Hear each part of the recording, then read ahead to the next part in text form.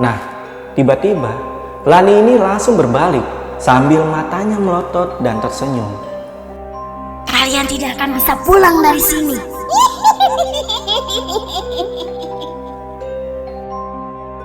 Baru beberapa langkah mereka berjalan, tiba-tiba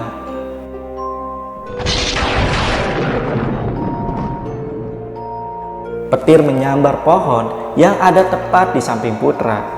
Putra masih terus menggelepar dan berguling-guling di tanah. Bara bisa merasakan kalau Putra sedang merasakan sakit yang luar biasa. Bar, kenapa semua jadi lebih gelap ya? Tenang Put, lu pasti baik-baik aja. Gue gak bisa lihat lu, Bar. Gelap, Bar.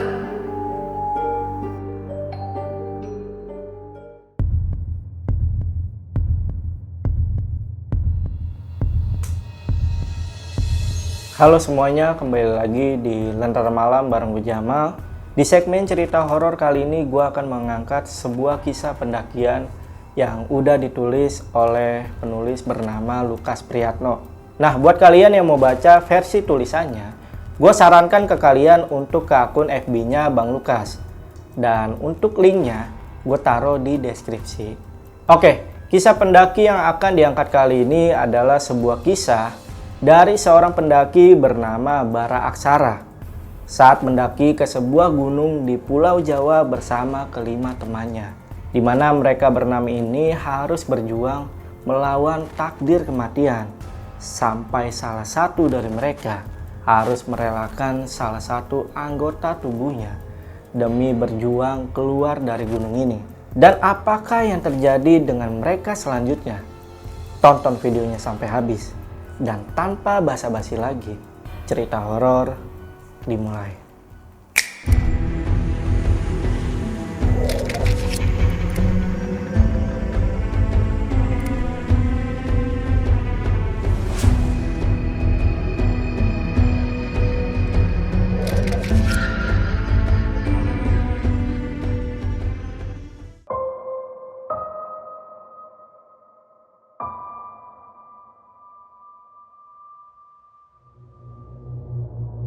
Bara kembali lagi teringat tentang kejadian beberapa tahun yang lalu, di mana dia dan kelima temannya melakukan pendakian ke sebuah gunung yang ada di Jawa. Pada saat dia masih kuliah di salah satu kampus yang terkenal di Jogja. Kita sebut aja nama gunungnya ini Gunung Jawa. Bara mempunyai teman satu geng yang berjumlah 6 orang, yaitu ada Putra, Jaya, Andi, Lana, Lani, dan termasuk Bara sendiri. Mereka mempunyai hobi yang sama, yaitu mendaki gunung. Kemudian mereka berenam berencana untuk mendaki Gunung Jawa. Mereka berkumpul di rumah Putra karena Putra hanya tinggal bersama kakaknya. Jadi rumahnya Putra ini sering dijadikan base camp tempat mereka semua berkumpul. Gak lama kemudian satu persatu teman-temannya mulai datang. Lalu Bara bertanya ke Andi. Dik, lu bawain pesanan gua kan? Tenang Bar, udah rapi semua. Tinggal kita nikmatin aja di atas. Andi menunjukkan 3 botol minuman alkohol untuk mereka nikmatin di sana. Gak lama kemudian Jaya, Lana, dan Lani datang. Lalu mereka packing ulang peralatan dan juga logistik mereka. Lagi asik-asik packing, Lana dan Lani bilang kalau mereka berdua ini sedang haid atau datang bulan. Tapi untungnya mereka membawa pembalut untuk persiapan. By the way nih, Lana dan Lani ini adalah anak kembar. Wajah dan sifatnya ini nyaris nggak ada bedanya.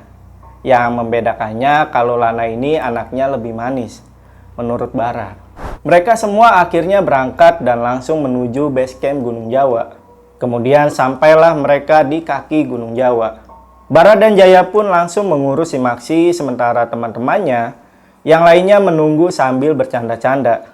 Setelah selesai, mereka semua memulai perjalanan. Jalur yang mereka lalui ini bisa dibilang lumayan menguras tenaga. Singkat cerita, sampailah di sebuah tempat di mana mereka akhirnya mutusin buat istirahat.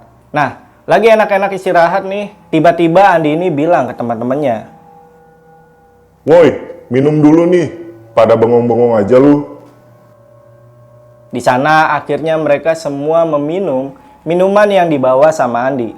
Karena hari semakin gelap, mereka semua memutuskan untuk mendirikan tenda. dan tidak memakan waktu yang lama, dua tenda pun berdiri. Kemudian Bara dan Putra langsung membuatkan makanan untuk makan malam. Setelah makanannya matang, mereka kemudian menyantap makanan tersebut. Selesai makan, mereka membersihkan peralatan makanan, lalu kembali ke tenda masing-masing untuk istirahat. Karena belum bisa tidur, Bara pun duduk di depan tenda sambil menikmati kopi hangat. Melihat Bara yang lagi sendiri, Lana pun ikut keluar dari tenda dan akhirnya ngobrol lah mereka berdua. Gimana Lan? Akhirnya bisa sampai sini? Seneng banget, Bar. Besok kita ke puncak kan? Ya Lan, besok pagi-pagi kita berangkat ke puncak. Nah, si Bara ini memang menaruh perasaan sama Lana. Jadi pada saat dia ngobrol sama Lana, hatinya Bara ini menjadi berbunga-bunga. Beberapa saat kemudian Lana izin masuk ke tenda untuk istirahat duluan. Karena besok paginya mereka harus bergegas jalan ke puncak gunung. Keesokan paginya Bara dibangunin sama teman-temannya. Lalu mereka berenam berangkatlah ke puncak Gunung Jawa.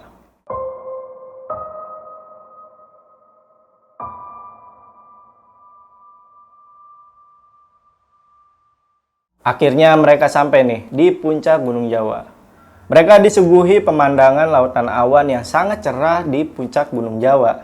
Nah, di sini Andi lagi-lagi ngeluarin minuman dari dalam tasnya. Bar, bongkar lagi ya. Hajar Di, kita habisin aja di sini. Begitu mereka lagi asik-asik minum, tiba-tiba langit yang tadinya cerah berubah menjadi gelap dan langsung turun hujan. Di sini Bara udah merasa ada kejanggalan dengan kondisi cuaca yang langsung berubah begitu cepat. Kemudian mereka mutusin buat turun dari puncak. Nah, baru mereka turun dari puncak, mereka bertemu sebuah persimpangan jalur yang membuat mereka berenam ini kebingungan. Mereka bingung harus memilih jalur ke kanan atau ke kiri. Bar, kita kemana nih?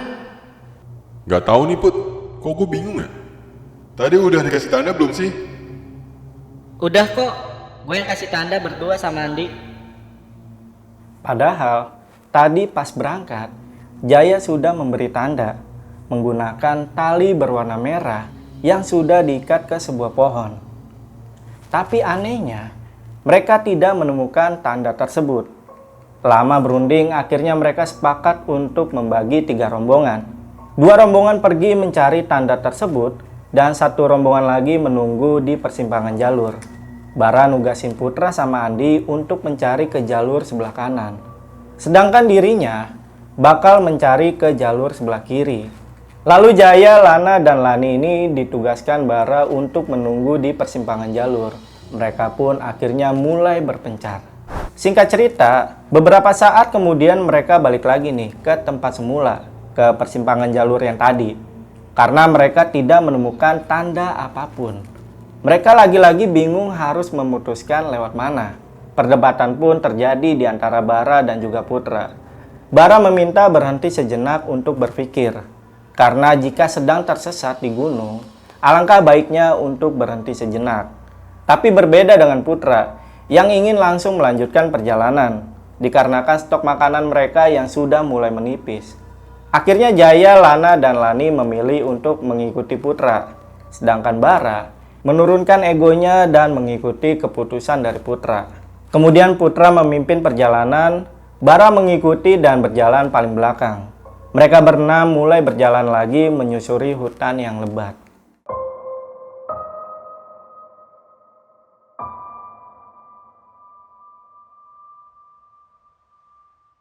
Seketika hujan kembali turun dengan sangat deras, disertai angin yang sangat kencang dan suara gemuruh petir.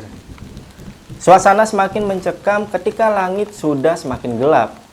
Tapi mereka belum juga sampai di tempat ngecamp. Mereka semua udah mulai putus asa. 1 hari mereka sudah berjalan, namun belum juga sampai ke bawah. Mereka merasa kalau mereka ini hanya berputar-putar di tempat yang sama. Singkat cerita, hujan pun mulai reda dan mereka mencoba merapat untuk menghangatkan tubuh mereka. Sampai akhirnya tanpa sadar, mereka semua tertidur. Nah, pada saat lagi tidur, Bara ini merasa kayak ada sesuatu yang bergerak di dekatnya. Kemudian dia mencoba untuk membuka matanya. Dan pas dia buka mata, Bara melihat ada sosok makhluk hitam besar sedang memeluk Lana. Di situ Bara sampai kaget. Dan keadaan semakin mencekam ketika Lani tiba-tiba teriak dengan sangat histeris dan bilang, Bawa dia.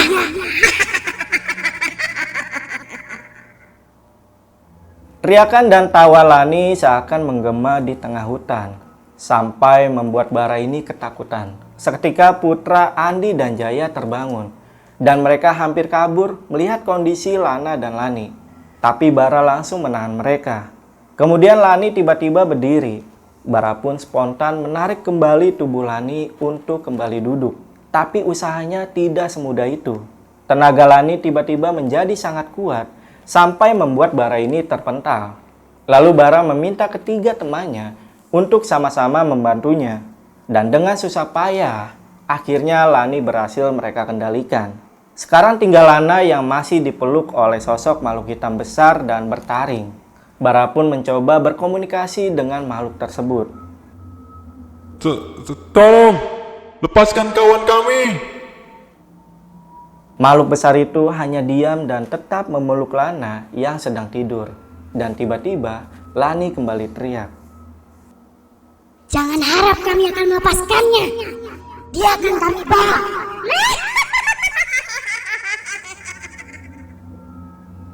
Jeritan Lani kembali meledak, bersamaan dengan hujan yang kembali turun membasahi hutan. Kemudian Bara melihat makhluk besar ini berdiri dan menggendong tubuh Lana. Bara langsung berdoa meminta pertolongan. Ya Allah, selamatkanlah nyawa teman kami. Jangan biarkan makhluk itu membawa teman kami. Dengan tubuhnya yang gemetar, Bara terus berdoa. Tapi makhluk ini tetap saja memeluk Lana dan membawa Lana pergi. Lalu perlahan menghilang meninggalkan Bara dan juga teman-temannya.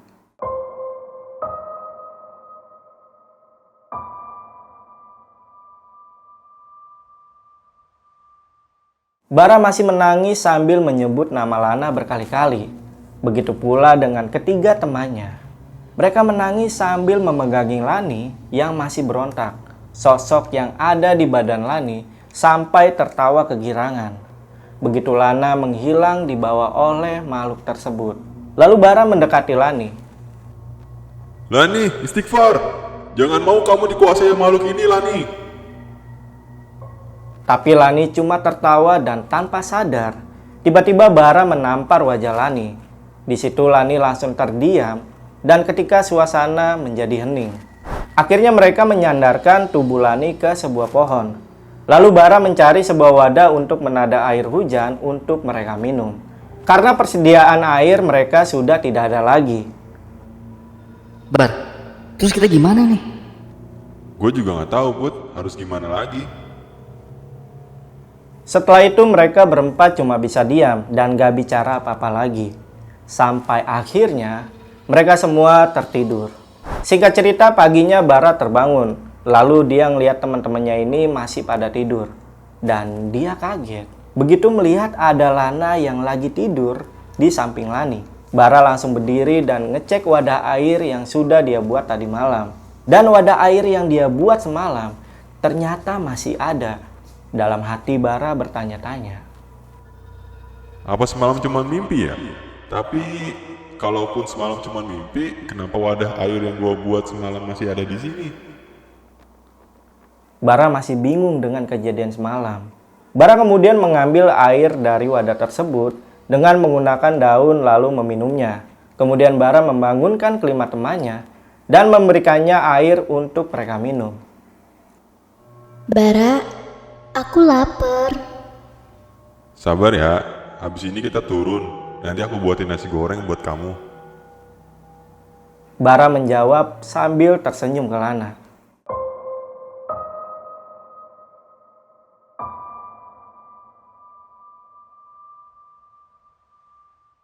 Setelah semua minum, mereka melanjutkan kembali perjalanan. Jalur yang mereka lalui kini makin gak tentu arah. Seketika langit yang cerah lagi-lagi mendadak menjadi gelap. Suara gemuruh pun terdengar dari atas langit disertai dengan kilatan petir. Dalam perjalanan kali ini Putra masih memimpin paling depan, disusul oleh Lana, Lani, Andi, Jaya, dan Bara paling belakang. Di tengah derasnya hujan, mereka mempercepat langkah kakinya dengan kabut yang mulai menutupi pandangan mereka. Lalu terdengar suara wanita yang sedang tertawa dari atas pohon.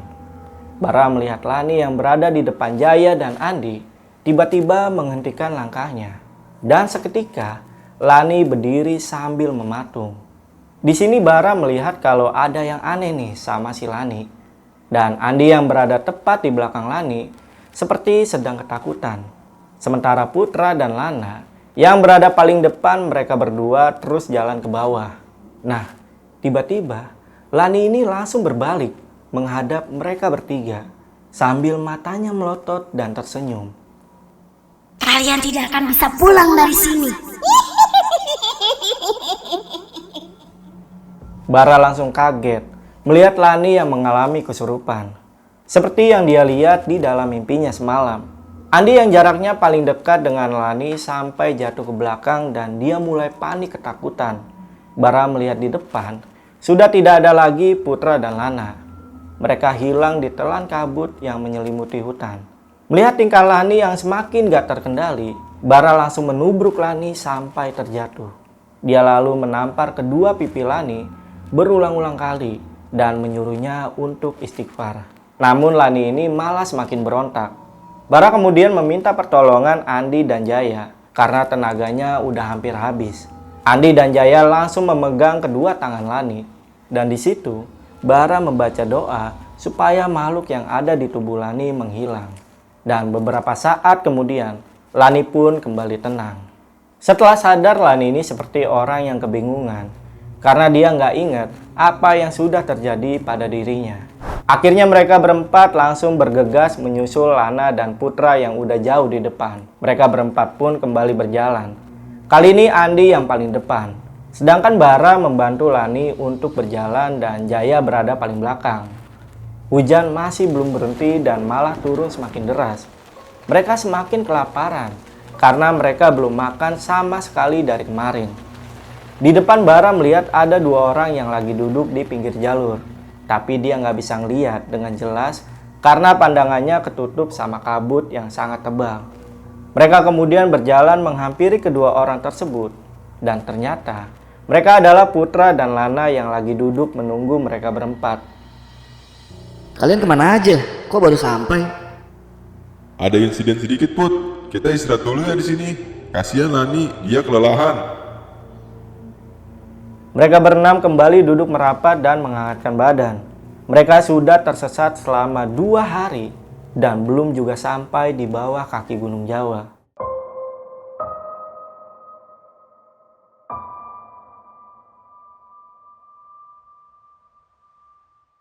Gak beberapa lama Bara kemudian berdiri dan mengajak Putra mencari tanaman yang bisa mereka makan.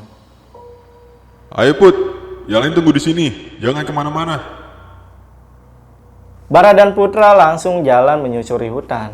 Dan tidak memakan waktu yang lama, mereka berdua berhasil menemukan bunga cantigi. Nah, menurut informasi, memang bunga cantigi ini bisa langsung dimakan. Dan ciri-ciri dari bunga cantigi biasanya berwarna hijau dan sedikit kemerah-merahan. Mereka langsung memetik bunga cantigi dan dikumpulinlah sama mereka. Setelah cukup banyak, mereka kembali ke tempat semula dan membagikan bunga tersebut untuk mereka makan. Setelah memakan bunga cantigi, mereka semua berdiri dan kembali melanjutkan perjalanan turun. Baru beberapa langkah mereka berjalan, tiba-tiba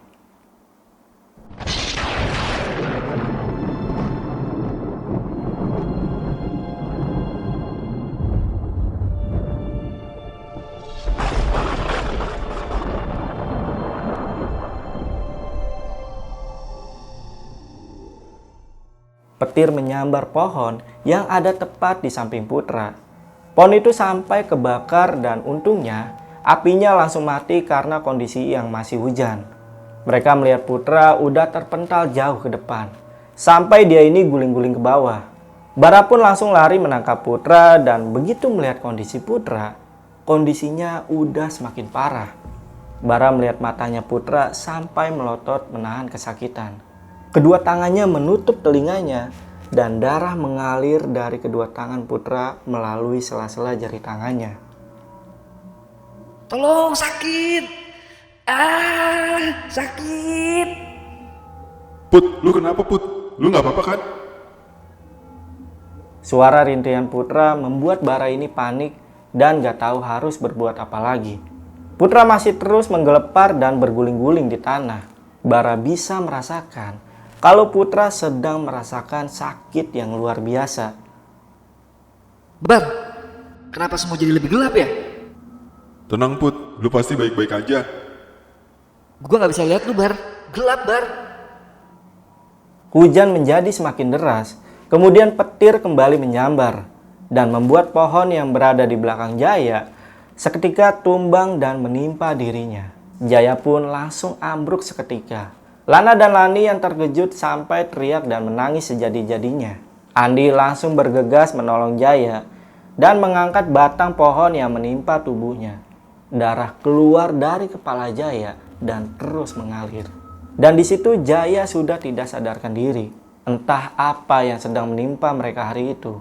Kejadian demi kejadian terus saja datang silih berganti.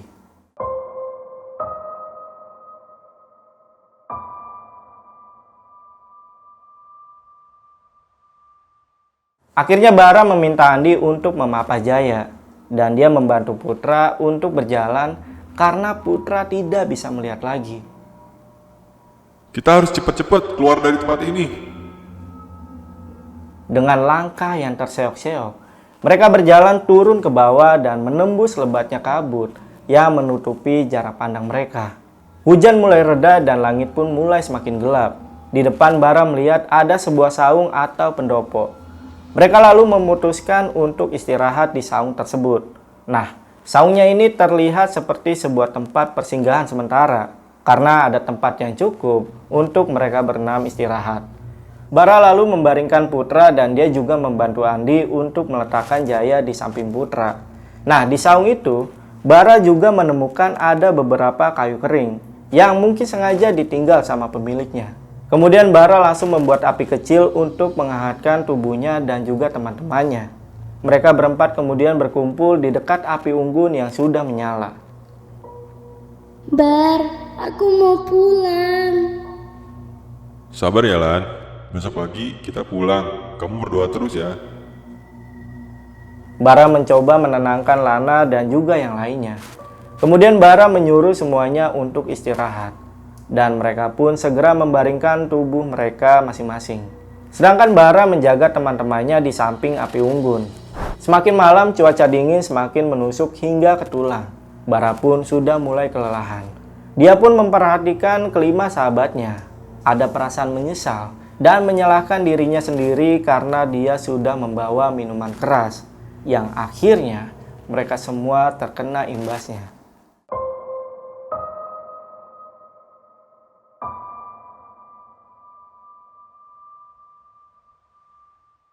Di tengah malam si Putra terbangun dan dia masih belum bisa melihat apa-apa. Putra takut kalau dia menjadi buta seumur hidup. Bara yang masih di dekat api unggun menanyakan kondisinya Putra. Put, lu baik-baik aja kan? Gue masih nggak bisa lihat, Bar. Apa gue bakal buta ya? Jangan ngomong gitu Put, lu pasti baik-baik aja kok Put. Apa kita bisa keluar dari hutan ini, Bar? Kita pasti bisa keluar Put, lu jangan khawatir ya. Obrolan mereka berlanjut sampai akhirnya Bara tidur di dekat api unggun. Paginya, Bara melihat Lana sudah berada di dekatnya. Bara melihat wajah Lana sudah sangat pucat. Akhirnya dia memutuskan untuk mencari makanan. Bara mulai berjalan menembus kabut yang masih menyelimuti hutan, yang membuat jarak pandangnya menjadi berkurang. Dan alam sepertinya memang sedang tidak bersahabat dengannya. Semakin dalam dia mulai masuk ke dalam hutan. Sialnya, kali ini dia tidak menemukan bunga cantigi seperti yang dia lihat kemarin. Lalu tiba-tiba hujan kembali turun dengan sangat deras. Seketika langit mulai menjadi hitam di pagi itu. Hutan menjadi sangat gelap seperti malam hari. Suara gemuruh kembali terdengar. Tidak ada senter ataupun cahaya yang menerangi langkahnya Bara. Dia langkahkan kakinya, terus masuk ke dalam hutan yang sudah gelap. Tiba-tiba,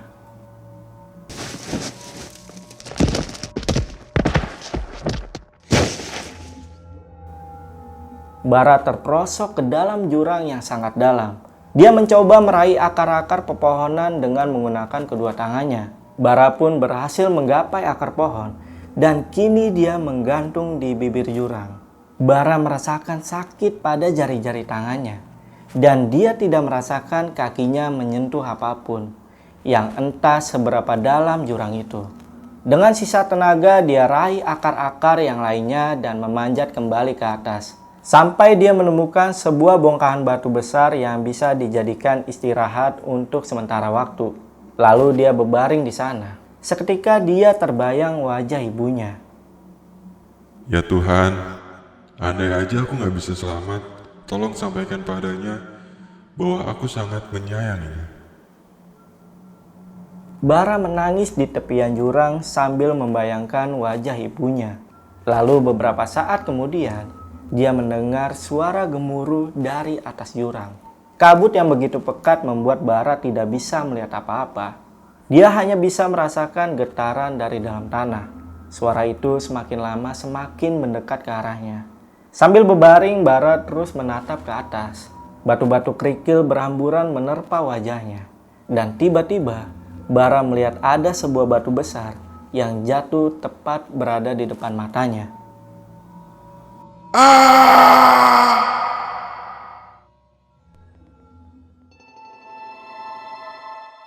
Hari semakin sore, kabut pun kembali menutupi jarak pandang mereka. Lalu tiba-tiba,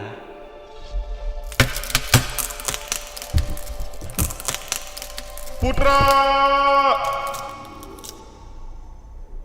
terdengar seperti suara batang pohon yang patah disertai suara teriakan Andi yang memanggil nama Putra.